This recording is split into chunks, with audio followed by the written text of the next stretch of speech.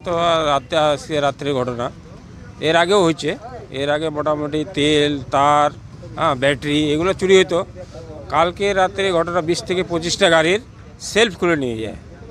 Self মানে ভিতরে খুলে ঢুকে এক একটা সেলফের দাম 13,000 14,000 টাকা করে দাম, এক একটা সেলফের দাম। তো আমার নিজের গাড়ি 3টা ছিল, 3টা গাড়িরই আমার নিয়ে গেছে। মোটামুটি 2 থেকে 2.5 লাখ 2.5-3 লাখ টাকার মতো। 25টা গাড়ি প্রত্যেকটারে সেলফ করে নিয়েছে। হ্যাঁ, পুলিশকে আমরা জানিয়েছিলাম, পুলিশ আসছিল, পুলিশ তদন্ত করে গেল। পুলিশ বলে গেছে দেখছি আমরা ব্যাপারটা।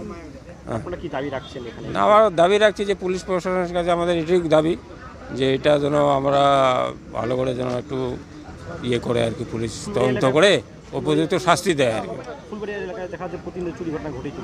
চলেছে প্রায় ঘটনা, গাড়ির তেল চুরি হয়, ব্যাটারি চুরি হয়, প্রায় হয়ে গেছে। এর আগেও তারগুলো খুলে নিয়ে গেছে 4-5টা গাড়ির, মানে প্রায় ব্যাটারি তো রাখেই না এখন, প্রত্যেকটা গাড়ির ব্যাটারি এখান থেকে চুরি হয়ে যায়। তো এখন মালিকরা কী করে, টিপ মারে এসে, বাংলাদেশের যায় গাড়িগুলো টিপ মারে এসে ব্যাটারি খুলে আবার নিয়ে যায়। এখন ব্যাটারিটা বন্ধ হয়ে যায়, এখন সেলফ খোলার ইয়ে হয়ে গেছে।